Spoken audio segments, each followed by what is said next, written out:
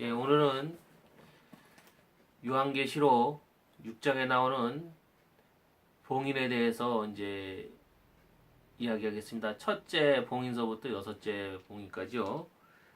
첫째 인을 뗄 때서부터 넷째 인을 뗄 때까지는 말이 나옵니다. 네 가지 색깔의 말이 나와요.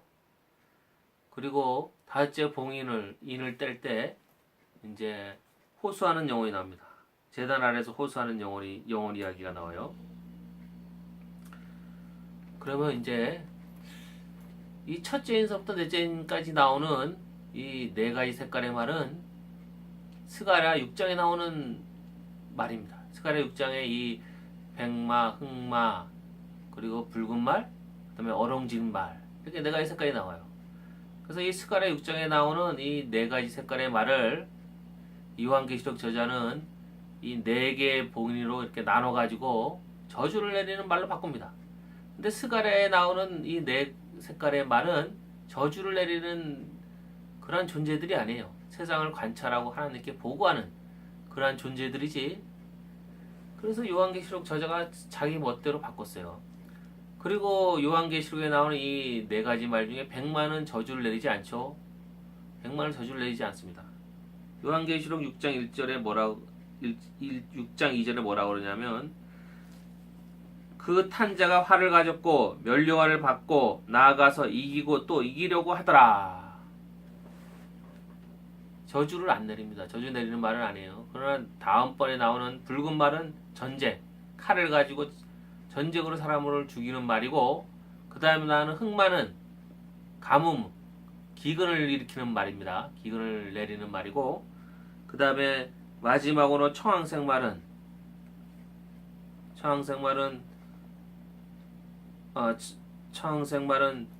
전염병이에요. 전염병. 죽음을 내리는 말이에요. 이렇게 죽음을 내리는 말인데, 이 여기서는 사망이라고요. 사망을 내리는 말인데, 이 사망을 내리는 것은 우리가 어디 나오냐면 모세가 10가지 재앙을 내릴 때 사망이 맞잖아요. 사망을 내리는 게 있어요. 그리고 사람을 죽이는 칼을 갖고 사람을 죽이는 자들이 있습니다. 그래서 여기 사망이라고 그랬어요. 사망. 전염병이 아니라 사망이라고 그랬어요. 요한계시록 저작은. 근데 원래는 이게 전염병이어야 되는데 여기 이제 사망으로 바뀌었습니다. 이게 무슨 얘기냐면은 예언서에 보면 에스겔서에 보면 칼을 들고 사람을 죽이는 천사가 있어요. 죽이러 다니는 천사.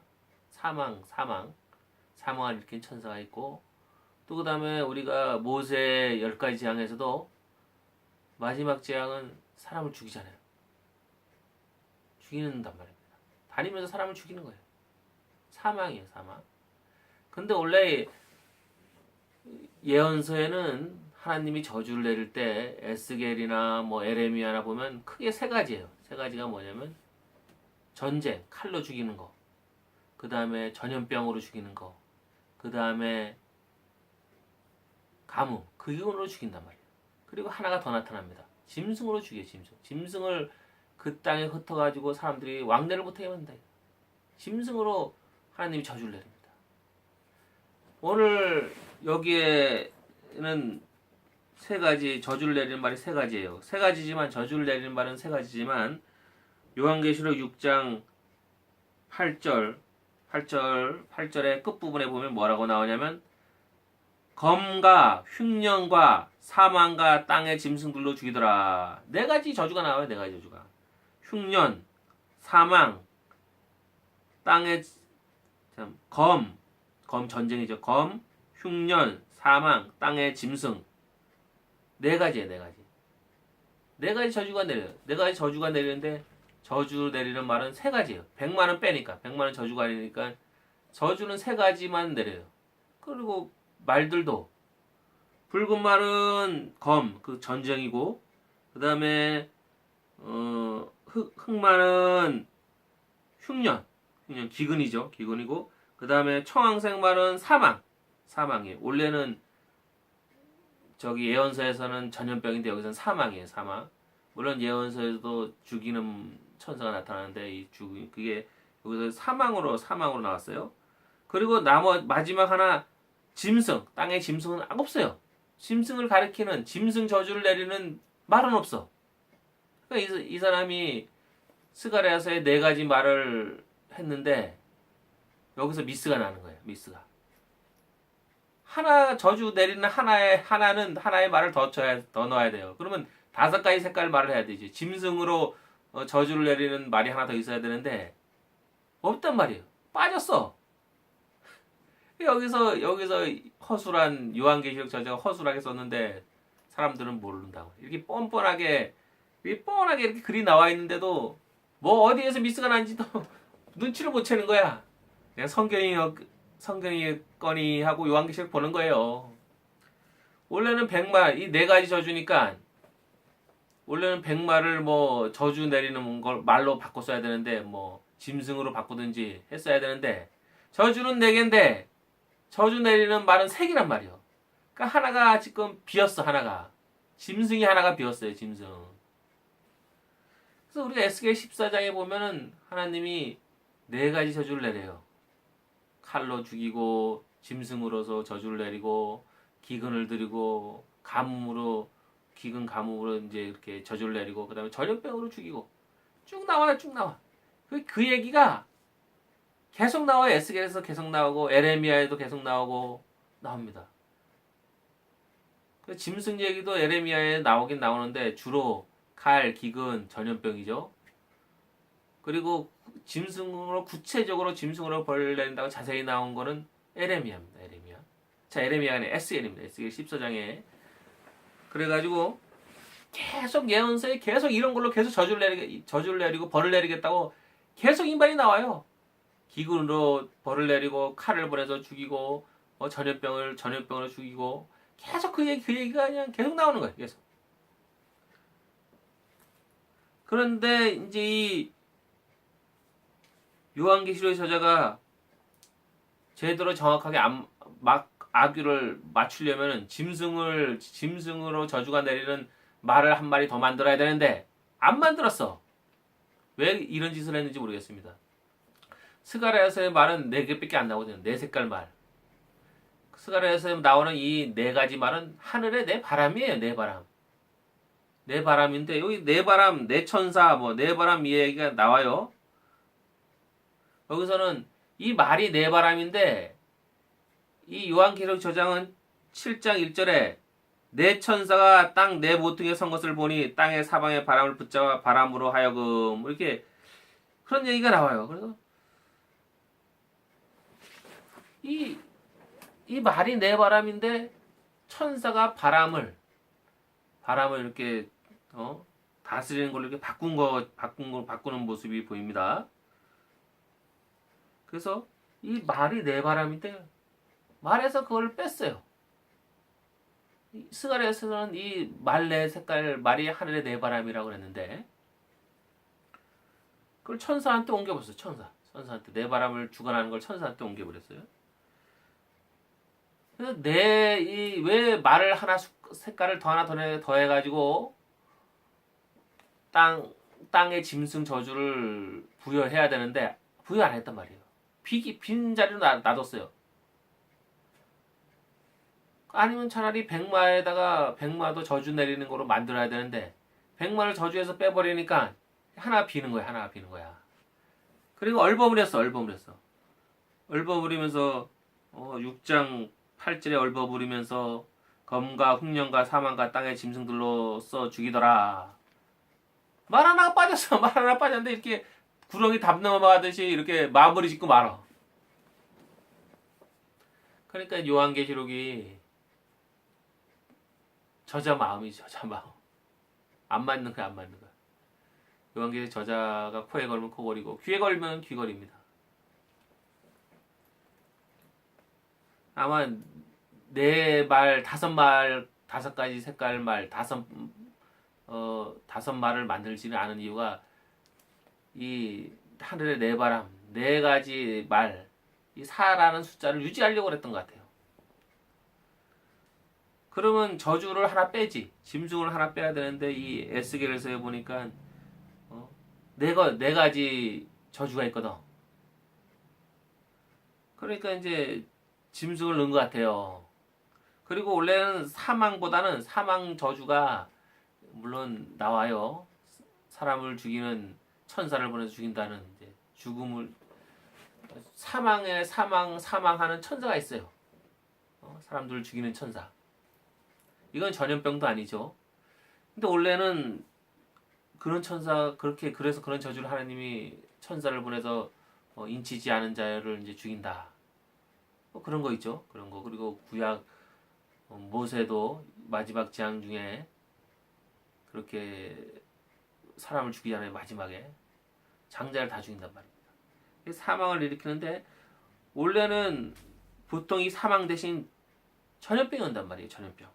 검과 흉년과 전염병인데 이 저자가 여기서 바꾼 거예요. 살짝. 똑같이 하면 안 되니까. 이 요한계시록의 저자는 똑같이 안 합니다. 똑같이. 하나, 두 개 이렇게 바꿔요. 살짝 바꿔. 개작을 해요. 다 개작을 해요. 그래서 이 전염병 대신 사망을 넣은 거예요. 사망. 물론 구약 예언서에도 모세 10가지 재앙에서도 사망이 나오니까 사망은 따로인데 사망에 대한 저주는 따로란 말이에요. 하나님이. 근데 보통 구약 예언서에서는 기근, 그 다음에 흉년, 전쟁, 기근, 그 다음에 전염병이거든요. 이게 보통 세 개가 같이 이제 나오는데 연이어서 같이 나오는데 여기서 전염병을 빼고 사망을 넣습니다. 그리고 이제 짐승 이야기가 이제 나오는 데가 에레미야도 한 구절인가 여기 나와요. 짐승 여기 이 세 개에다가 짐승 하나 더 붙이고 그 다음에 이제 에스겔에는 이 짐승 이야기가 여러 번 나와요. 네 가지로 저주를 내린다. 네 가지로. 에스겔은 세 가지가 아니라 네 가지 저주를 내립니다. 사망 저주는 따로 그걸 따로 해서 그 예언서에 나옵니다. 천사를 먹물을 이렇게 취하지 먹물 그 칠하는 천사가 지나가고 그 다음에 사망을 죽이는 사망을 일으키는 천사가 따라갑니다. 이렇게 가죠. 그런데 이 저자는 이 사망을 넣었어요. 대신 사망은 따로인데 이 전염병을 빼고 사망을 넣은 겁니다. 그래서 이 짐승은 하나 비었어요. 짐승으로 저주를 내는 말이 없어요. 안 맞는 거야 이게. 안 맞는 거야. 내가 네 번째 봉인까지 띄었는데 그러면 짐승이 없어져야 되는데 짐승은 슬쩍 집어였어. 짐승으로서 저주 내리는 천사는 말은 안 나왔는데 여기서 모순이라는 거예요. 모순이. 그래서 구렁이 담 넘어가듯이 이렇게 넘어가고 있습니다. 다섯째 인이 나옵니다. 다섯째 인을 떼실 때 순교자 영혼들이 제단 안에서 하나님께 호소합니다. 큰 소리로 불러 이르되 거룩하고 참되신 대주제여 땅에 거하는 자들을 심판하여 우리 피를 갚아주지 아니하시기를 어느 때까지 하시려 하시나이까. 그러니까 하나님이 뭐라고 그러냐면 구수가 차이까지 기다리라. 수가 차야 된다. 여기서 보면은 이 다섯째 인에 이게 영혼불멸사상이에요. 영혼불멸사상. 사람들은 옷을 입었으니까 영혼이 아니다. 육체로 부활했다. 이렇게 말하는 학자도 있어요. 그렇지만 여기서 제단 안에서 호소하는 영혼이 20장 가면은 천년왕국장 가면은 순교자 영혼들이 부활해요. 첫 번째 부활이라고 합니다. 부활해서 1000년 동안 왕노릇 하더라. 첫 번째 부활한 사람은 다시 죽지 않는다는 거야. 그래서 그러니까 이 요한계시록은 부활이 2번 나와요. 천년왕국 때 첫 번째 부활하는 사람. 그리고 마지막에 부활하는 2번째 부활. 마지막 부활. 그래서 요한계시록은 이것도 아니고 저것도 아니에요. 천년왕국이라는 그런 이야기가 요한계시록에만 나오죠. 어디에 천년왕국 이야기가 안 나와요. 사람들이 부활이 마지막 날 다 부활한다고 생각하고 유대인도 그렇게 생각하고 기독교인들도 지금도 우리가 마지막 날 세상 끝날에 예수님이 재림해서 우리가 다 부활한다고 생각하잖아요. 죽은 자들이. 근데 요한계시록은 그것하고도 안 맞아요. 요한계시록은 부활이 2번입니다. 천년왕국 때 부활이 한 번 있고 천년이 다 차면 다시 마지막 전쟁이 일어나고 세상 종말이 오면서 두 번째 부활, 완전 마지막 부활이 있어요. 그래서 부활이 두 개예요. 다 자기 독자적이에요. 요한계시록이. 그래서 이때 죽은 자의 영혼, 이 천년왕국 때 첫 번째 부활, 순교자의 영혼이 부활한다는 거예요. 거기서 분명히 순교자의 영혼이 부활한다고 내용이 나와요. 요한계시록 20장을 제가 한번 읽어볼까요?